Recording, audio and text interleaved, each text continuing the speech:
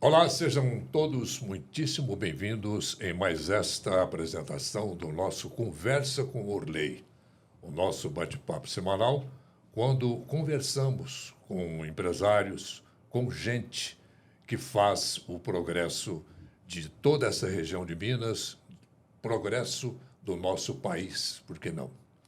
Hoje nós temos o grande prazer de conversar com o Ricardinho, que de Ricardinho só tem um nome, né, Ricardinho? Muito obrigado por ter vindo aqui, Ricardo.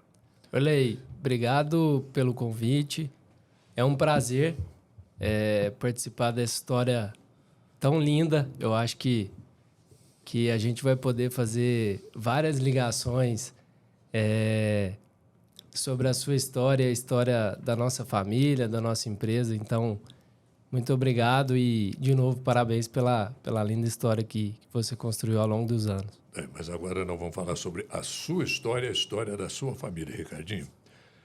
Bom, isso tudo é uma verdadeira saga. Começou há 77 anos com a dona Geralda Cardoso Monteiro, isso lá nos idos de 1946, em Monte Carmelo, com a abertura, a estreia de uma loja pequena que vendia televisores, vendia eletrodomésticos de maneira geral também. E ali surgiu a primeira revenda Chevrolet, uma das primeiras do país. E a dona Geralda foi bisavó do Ricardinho. Dona Geralda, a primeira geração, Ricardinho hoje a quarta geração da família Altos. É uma baita de uma história, né, Ricardinho? Olhei, é uma história linda, é um baita privilégio. Eu tive o privilégio de ser a quarta geração e, mais do que isso, de poder conviver junto com a terceira e, principalmente, com a segunda, que é o meu avô. A primeira geração, que é a dona Geralda, eu não tive a oportunidade de conviver nos nossos negócios, mas o legado dela de família, de criação, com certeza ainda prevalece muito nos nossos negócios e nas nossas vidas. A gente vê que realmente ela teve uma estrutura, vamos dizer, de ética, de moral muito grande, que passou isso e que preserva, isso é preservado até hoje no comportamento de vocês, né, dos descendentes dela. Olha, eu costumo brincar que o legado e os valores que nos foram passados ao longo desses quase 80 anos, são as 4 linhas do campo que a gente joga. Então, a bola muda, a chuteira muda, os jogadores mudam, os uniformes mudam, mas a gente sempre busca jogar dentro dessas 4 linhas de legado, de história, de valores. Porque além de bons negócios, a gente também quer deixar, eu como quarta geração, a gente também quer deixar um legado para o meio ambiente, para as pessoas. Então, mais do que fazer bons negócios, é a gente fazer dentro dessas 4 linhas e dos valores inegociáveis que eles nos passaram e perpetuaram, né? Acho que não é nem nos passaram, eles se perpetuam e se fortalecem a cada geração. Com certeza. O interessante, Ricardo, é que de vez em quando a gente comparece lá na Altos para bater papo, conversar, tomar um café e tal. A gente percebe que o tratamento que vocês dispensam às pessoas fora da empresa é o tratamento que vocês dispensam dentro da empresa, aos funcionários, aos colaboradores, aquela turma toda, né? Desde o mais alto degrau lá da empresa, vamos dizer assim, até lá embaixo na limpeza e tudo mais. Isso é muito importante, não é não? Olhei, não tem como separar tudo que a gente faz hoje dessa história. Então, a gente aprendeu a gostar de gente. E eu costumo brincar que, por coincidência, a gente resolveu vender carro, vender peças, vender serviços. Mas a gente gosta, assim como a gente, sempre que a gente se encontra, a gente gosta de se relacionar, de fazer bons negócios. Hoje, o principal intuito e a principal missão da nossa empresa é gerar boas experiências. Então, independente de você comprar ou não um carro conosco, comprar qualquer outro tipo de produto, a gente gosta de se relacionar, gosta de jogar a conversa fora, gosta de fazer bons relacionamentos, porque eu acho que as marcas passam, as empresas passam, mas o legado fica. E eu acho Com certeza. que a nossa empresa, você também, é prova de que o legado fica. As coisas ficam, tudo passa, mas as experiências, elas permanecem para sempre na cabeça de todo mundo. O interessante é que todo o bom relacionamento entre empresa e cliente, ele dá bons frutos em todo tipo de negócio, né, Ricardinho? Aliás, a história empresarial do mundo ensina isso. Eu acho que tudo é consequência de uma boa relação. E aí precisa ser uma iniciativa genuína e verdadeira de querer se relacionar, de querer o melhor para o outro, seja vendendo um carro, passando uma informação, mas tudo passa do desejo genuíno de contribuir com o outro. E aí que privilégio nosso poder realizar vários sonhos, de vender carro, de levar as pessoas para os lugares que elas desejam. Mas é tudo consequência das relações incríveis que a gente faz todo santo dia. A bisavó, Dona Geralda, há quase 80 anos, ela deu início a um grande exemplo de empreendedorismo. Na época, acho que nem existia direito essa coisa, né? E esse exemplo dela prossegue até hoje, na família. Vocês são, a gente sabe que os negócios da família vão bem além da revenda de carros, né? Isso tudo começou lá atrás, com Dona Geralda, mas o seu bisavô e outros. Sim, a gente tem um grupo econômico. Hoje estou mais ligado ao nosso negócio de carros, mas a gente tem um negócio de agro, a gente tem alguns empreendimentos e, como eu te disse anteriormente, a base ela foi feita não em cima dos negócios. A base com que a gente veio construir tudo isso com muito esforço, com muita dedicação, mas a base não foi em cima dos negócios, a base foi em cima dos valores. E aí... Aí eu vi uma entrevista do seu avô, não foi bem uma entrevista, não, foi um depoimento, ele dizendo exatamente isso, que a história da família, das empresas, foi construída em cima de valores. Exatamente. Porque a partir desses valores, a gente identificou as oportunidades de negócio. E aí, quando se tem valores sólidos e genuínos, porque desafios existem, né? Eu tenho... Claro. Eu sou não tem graça, né? Senão não teria graça. Eu sou relativamente novo, já vivi uma pandemia, alguns bons desafios. Muito novo, né, Ricardo? Por sinal. Eu comecei cedo, anos, na verdade. Estou com 30 anos. 30 anos. Beleza. E o que nos solidifica a passar por tudo isso ao longo dos 77 anos que a gente tem é essa base de vida. Base de relação, base de legado, base de valor. Porque as ferramentas e os negócios, você vai se ajustando. Você vai se organizando. Mas sem uma base sólida de pessoas e valores, acho que dificilmente um bom negócio se perpetua. A família é grande e os negócios também cresceram, diversificaram e tudo mais.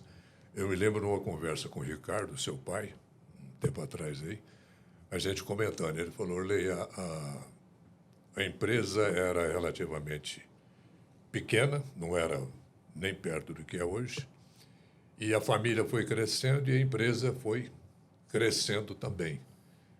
Hoje, os postos-chaves das outras empresas, ramificadas, não só junto a Autos, estão entregues a pessoas da família. Sim, sim.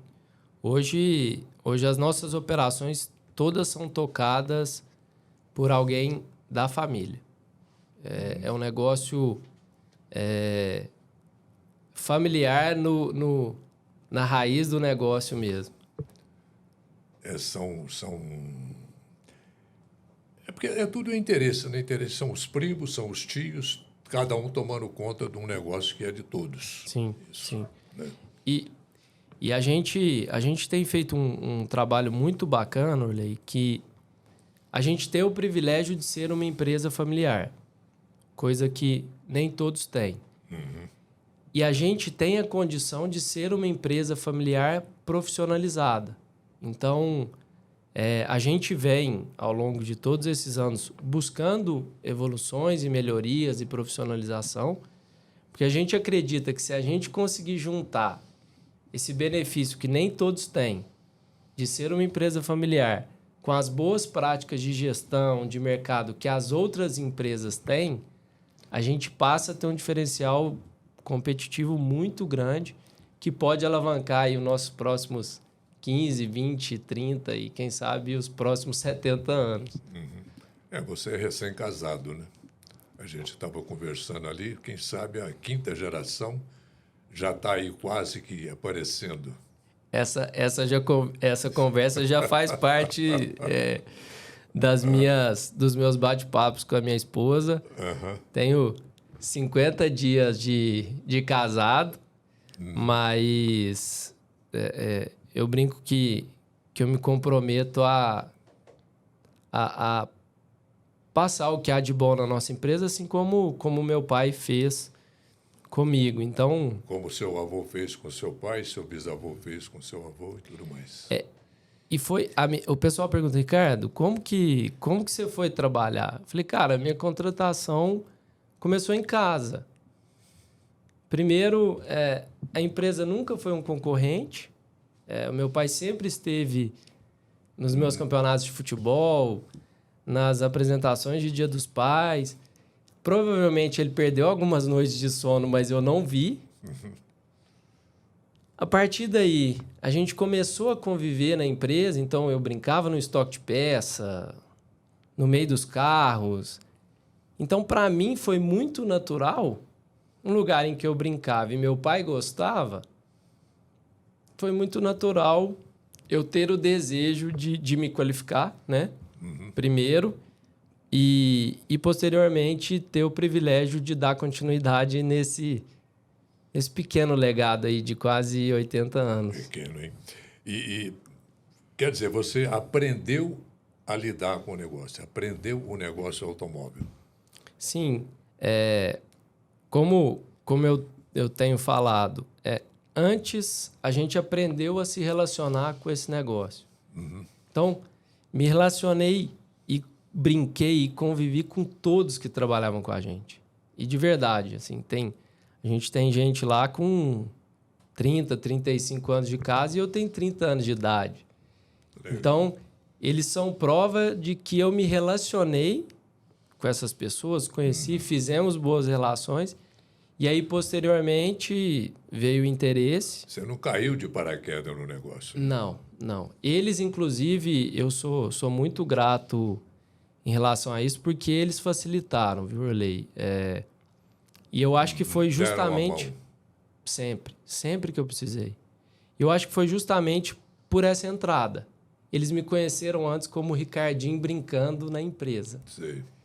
Depois, o Ricardinho que se qualificou, estudou e buscou ser o melhor para a empresa no futuro. Então, juntando os dois lados, o profissional e o lado legal da relação, foi o casamento perfeito. Só podia dar certo, né? Para eles me respeitarem, para a gente ter respeito mútuo e para a gente continuar construindo, trabalhando e se divertindo, né? Eu acho que se a gente não gostar e não se divertir, fica pesado. Já dizem isso há muito tempo, né? Que o trabalho tem que ser uma diversão, né? Senão, se virar problema, dor, aí é melhor parar. Ô, Ricardo, quantas lojas hoje? Hoje a gente tem 9 lojas em 8 cidades e a gente também tem uma operação importante de autopeças. Então, a gente tem um centro de distribuição com mais ou menos 3.000 metros quadrados. É um dos maiores do Brasil, o centro de distribuição. Sim. A gente está entre os 10 maiores distribuidores e compradores de peças GM do Brasil.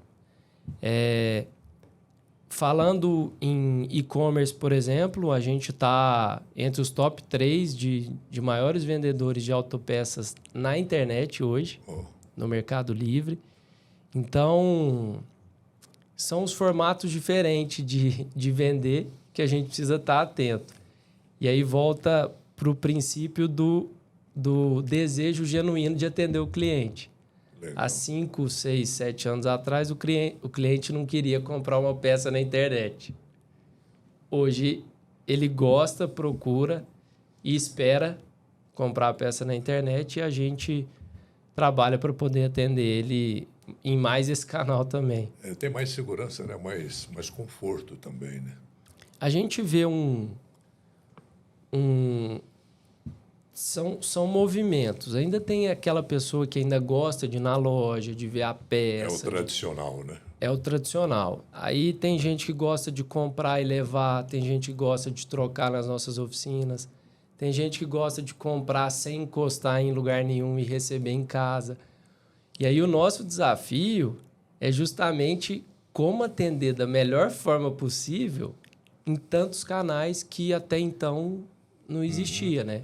Você pegar há 10 anos atrás, você tinha basicamente o fluxo de loja, a pessoa indo ali, você tendo aquela relação, mas é olhando para o cliente que a gente traça as estratégias e se desdobra para atender ele da melhor forma possível.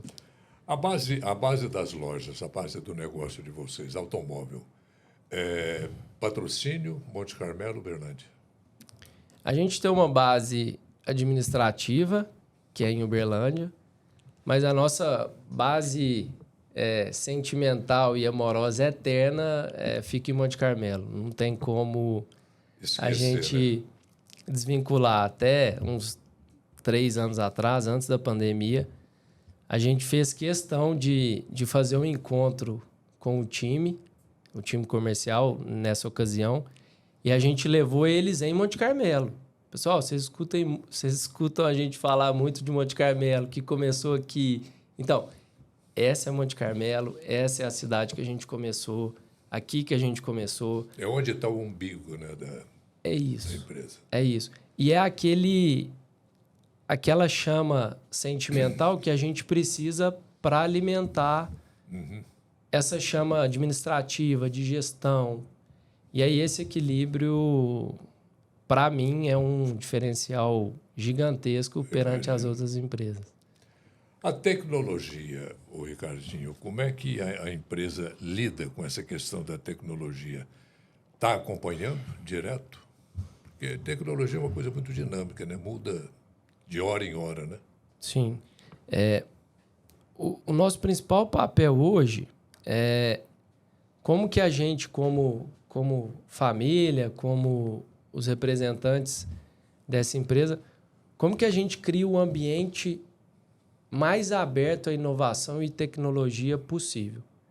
Porque é consenso lá entre a gente que as coisas vão acontecer de uma forma cada vez mais rápida. Então, a gente acredita que é descentralizando e criando esse ambiente tecnológico e inovador, e aí você precisa qualificar as pessoas, você precisa dar condição financeira para que isso aconteça, mas criando esse ambiente aberto à inovação, e aí a gente vai para a discussão de poder errar, né? É muito difícil inovar e crescer sem erros. Então... Errando que se aprende também, né? Sem dúvida nenhuma. A gente ouve falar, e desculpa te interromper, só está dentro do assunto, startups, por exemplo, muita gente não acredita na startup que deu certo na primeira, né? Não. Tem que errar 1, 2, 3, 4 vezes, depois aí que erra pega. Pequeno, acerta, erra, volta. E o nosso desafio, a gente tem vários benefícios de ser uma empresa longeva, de quase 80 anos, mas um dos desafios é justamente como criar essa mentalidade de agilidade e rapidez dentro de uma empresa quase centenária e, se Deus quiser, centenária.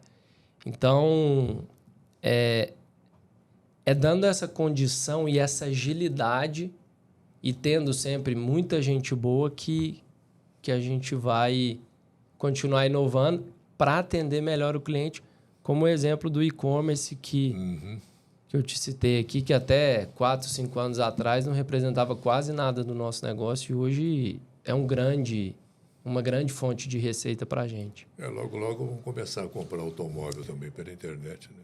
Já existem algumas iniciativas, mas o brasileiro ainda é muito sensível à experimentação. A gente tem alguns dados que o próprio test drive ainda é um fator muito importante para que ele compre o carro. A jornada dele mudou muito. Ele ia muito nas lojas. Hoje ele faz toda a visita online, nos canais, nos portais de reclamação, e aí depois ele efetua a compra. Mas ele ainda é sensível... Tem que pegar, né? Muito sensível à experimentação, ele ainda quer ver, ele ainda quer conversar com alguém, mas a jornada já houve uma grande digitalização. Ricardinho, como é que você vê esse mercado de trabalho para o futuro, não muito distante, que é um futuro que já está aí batendo na nossa porta, com tanta tecnologia, com esse ChatGPT, essa coisa toda? Como é que você avalia isso? Olha aí, eu sou um entusiasta de tudo que vem de novo. Eu tenho cuidado de tentar ao máximo entender. Eu acho que o grande erro do empresário é, antes de tentar entender, julgar. Então, é natural que nessas mudanças de geração que a gente está vivendo, existam os julgamentos. A geração que vem não quer isso, a geração que vem não quer aquilo. O meu maior compromisso e o que eu mais busco, antes de qualquer coisa, é tentar entender. Eu acho que a partir do intuito de entender a sociedade, de entender o que está acontecendo, quais são os movimentos que estão acontecendo fora dos muros da nossa empresa, que a gente até já comentou fora daqui, que o que acontece na empresa é um reflexo do que acontece na sociedade. Pode ser um pouco mais rápido numa empresa, mais lento, mas vai acontecer. Então, eu não tenho a bala de prata para falar o que vai acontecer, mas eu acredito sim numa mudança. E eu acho já está acontecendo, né? Que já está acontecendo. E eu acho que vai sair na frente justamente quem tem o desejo e o intuito genuíno de entender. Porque é muito mais fácil eu desqualificar do que tentar entender e fazer parte desse movimento. Então, por exemplo, a gente estava discutindo recentemente que é fato que as pessoas vão ficar menos tempo no trabalho. Qual é o primeiro impulso que a gente pode ter? Mas não quer nada com nada, é uma outra geração. Vamos tentar entender. A gente pode, dentro desse cenário mais rápido, a gente como empresa, a gente pode ser uma das empresas que mais consegue reter esses talentos? Acho que sim. O que esses talentos vão esperar daqui para frente? O que a gente precisa ter? É home office? É perspectiva de futuro? Então, eu acho que, em resumo, é a perspectiva de tentar entender sobre a ótica de quem vem e não tentar julgar e tentar adivinhar, porque eu acho que é quase que um 100% que o tiro vai ser errado, porque a sociedade está mudando muito rápido. Mas o humano nunca será substituído, né, Ricardinho? Não. Eles falam muito em robôs aí, super perfeitos, tudo tal, mas se não tiver o dedinho humano, não funciona. Eu acredito muito na tecnologia como meio. Como meio. Mas quem fará as relações, quem terão as ideias, são os humanos. É claro que alguns trabalhos muito manuais, eles vão ser automatizados. Isso é natural, mas como meio. A tecnologia ela não é fim, ela não resolve todos os problemas. Eu sou entusiasta da tecnologia, mas mais do que isso, falei aqui várias vezes, eu sou entusiasta das relações pessoais. Para mim é sempre um prazer bater um papo contigo, com as pessoas que a gente conhece. Então, é uma mescla. A gente precisa achar esse equilíbrio, porque sempre vai ter gente querendo falar com robô, tem gente querendo falar com humano, mas a maioria das pessoas, na minha opinião, elas valorizam sim as relações humanas. O robô existe em função do humano, né? Isso. Bom, vamos dar uma desinfetada nas mãos, Ricardinho, produto da Start aí. Melhor que existe. E falando também do nosso parceiro aqui do nosso Conversa com Orley, o Aconel, que, lá do nosso amigo Sérgio Danusso, que está conosco, presente também em todo o país, com grandes obras. Ricardinho, e para o futuro? Depois de quase 80 anos, como é que você planeja a vida agora com 30 anos de idade? Orley, hoje, depois do meu casamento, eu tenho algumas perspectivas diferentes. Eu acho que antes até de falar da empresa, eu tenho a perspectiva de ser mais uma geração que deixa um legado, seja para os meus filhos, como orgulho para o meu pai e para as gerações anteriores.